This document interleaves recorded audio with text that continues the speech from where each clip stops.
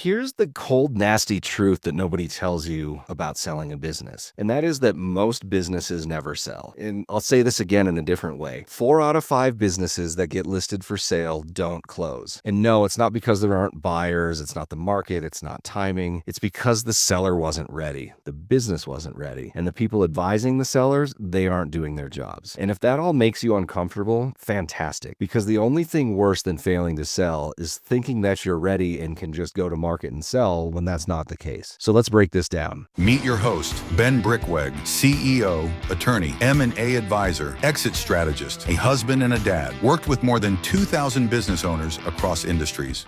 Before we get rolling, let's get one thing straight. Just because your host, Ben Brickweg, is a licensed attorney, a FINRA registered rep, and an M&A advisor doesn't mean anything on this show is legal advice, financial advice, or investment advice. And it damn sure isn't tailored to your situation. If you're looking for that kind of help, and you better believe you should be, hire someone who has your back and knows what they're doing. Buckle up, Buttercup. Here we go. So the biggest marketplace of businesses for sale, almost the MLS of businesses, if you will, is called BizBuySell. It's a public website, bizbuysell.com. And because they have all of this data, they're able to see the trends. And what they've published time and time again is that the failure rate for selling businesses is around 80%. And if you think about that, that means 80% of these owners who finally raise their hand and they say, all right, I'm ready to sell, it's time to do this. These folks walk away with nothing. They get no deal, no payday, no future for the business. It just doesn't happen. And it's not because they don't have a real business or a profitable business. It's because they thought just having a real business that made money was enough, and that all they have to do is put it on the market and it would sell like a used car or a piece of real estate. They trusted somebody and they went out and listed it on the market without preparing. They didn't have systems or transferability or a vision on how to get the deal done. And the problem is when the buyers looked under the hood, all they saw was risk. And the funny thing about buyers is they don't want to buy risk. They don't want to pay for it. They run like hell as fast as they can away from risk. Or let's call it like it is.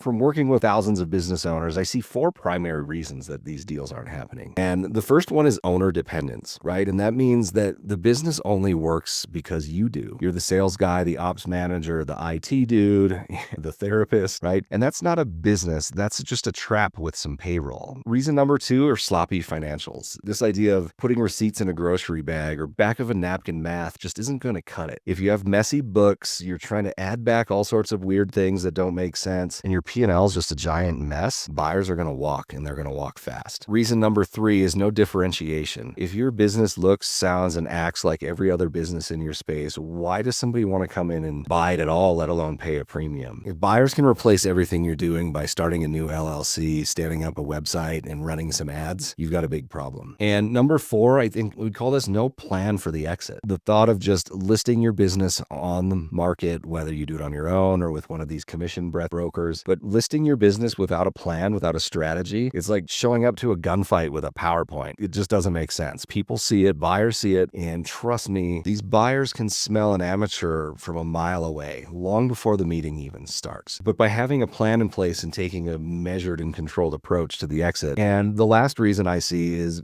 people exiting without a plan. They wait too long until something goes wrong, and they pick up the phone from whatever commission breath cold calling broker is on the line, and they list just based on what the broker makes in these promises. And what I see is listing is easy, but closing is hard. Let's talk about these brokers for a second. And you probably get calls like this a couple times a week. Like, hey, buddy, we got buyers lined up looking for a company just like yours. Or we've got thousands of buyers. They're vetted, ready. They want to buy companies. And all you have to do is sign this listing agreement with us and we'll tell you who they are. But what these brokers are really saying is, hey, I want to get you under contract and see if we can find a buyer dumb enough to bite. Because the win for these guys is getting you listed. Whether they close the deal or not, that's a you problem. Because you see, for these commission-only brokers, getting as many listings as possible is their win. And whether they close your deal or not, that's a you problem, not a them problem. They're playing the numbers game. They know that they're not selling all of their listings. They know that the more they can put on the market, the better chance they have of closing one. And they'll look you straight in the eye and say, yes, I've got a great chance of selling your business. It's a fantastic business. Just sign this exclusive exclusive 12 or 24-month listing agreement at this commission that could be as high as 12%, and you don't even have to pay me. But the reality is they're playing this numbers game. They're putting listings online, and if yours gets some attention and they can dupe someone into buying it, great. But if yours doesn't get the attention, it will just sit there. So if you're serious about selling your company, remember, listing it doesn't mean anything, but getting it closed on terms that work for you, that's everything. And this isn't going to happen without doing some preparation work. So if you list your company without doing this preparation work, best case, maybe you get a lowball offer, you might stumble into something, but worst case, you sit on the market, you burn your brand, and end up having to come crawling back into this business that you've already checked out from, that you probably let some things slide. You've been so busy working and chasing some of these buyers that when you crawl back into this business, you've got less profits, less power, less control, and you walk back into something that isn't what it used to be. And if you're listening to this, or if you're going through this and you decide, yes, I actually want to sell, and I understand I have to go through some process, I can't just make a wish and put it out into the universe and it'll magically happen. Here's 4 questions for you to consider. Number 1, does anybody actually want to buy your business? The way I approach that is I ask you the question back. Would you buy your business if you didn't already own it? If you came and walked through and looked at the numbers, is it something you'd want to do? Can it run without you? Is there recurring and strong revenue? Are there processes? Is there an actual team? Is it really something that would be sexy on the market and something that a buyer could see themselves in? Or is it just a steaming pile? Question number 2 to answer is, what is it really worth? And this isn't what you hope you can get. It's not what you need to retire. It's not what some broker tells you you could get for it based on some rules of thumb book that these knuckleheads all try to follow.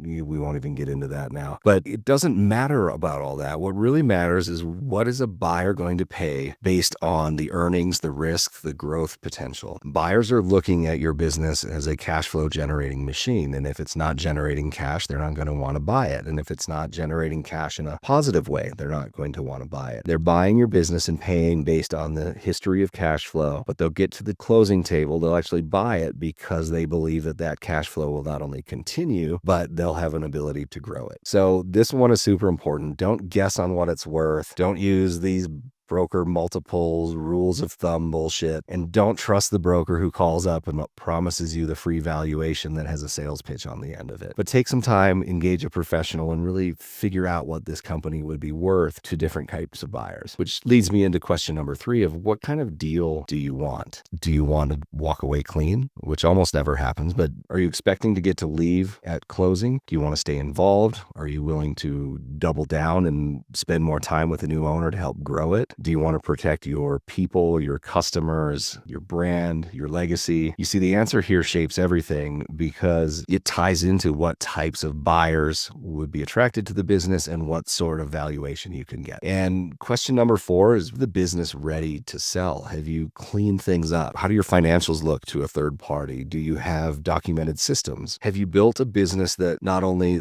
makes sense financially, that somebody wants to buy, but is it transferable? Can you hand that over to somebody that when they're the proud new owner of your business, can they step into it and run it without falling flat on their face? Because if it's not ready to sell, I challenge you to look at, what are you exactly selling? And if you can't answer these 4 questions or have conversations around these 4 questions, you're certainly not ready to sell. And so when we talk about if you're ready to sell or not, this phrase comes back to me from one of my buddies that was in the military that would hammer this all the time. And you've probably heard it before too, right? Prior proper planning prevents piss poor performance. And it's stuck because it makes sense. Because when it comes to selling your business, that rule absolutely applies. As the owner, you've been in this business for so long, you've learned to live with the cracks in the foundation, the half-finished operating procedures, the hires that you haven't made or refused to make, the agreements that you never wrote down. You know all those things that are sitting out there. And the problem is you've learned to look past them. But buyers, they're going to see every one of these flaws as a reason to walk away or try to cut you off at the knees on the price. And so if you don't fix these things, or at least own them and frame them, buyers will cut you to pieces in due diligence or end up ghosting you altogether. And this isn't all doom and gloom. There's some good news here too. So let's bring this home. Any business can be made sellable. Even the messy ones, even the ones that are so dependent on the owner being there 60 hours a week, even the ones with books that are beat to shit and don't look good, even the ones that have the problem of, oh,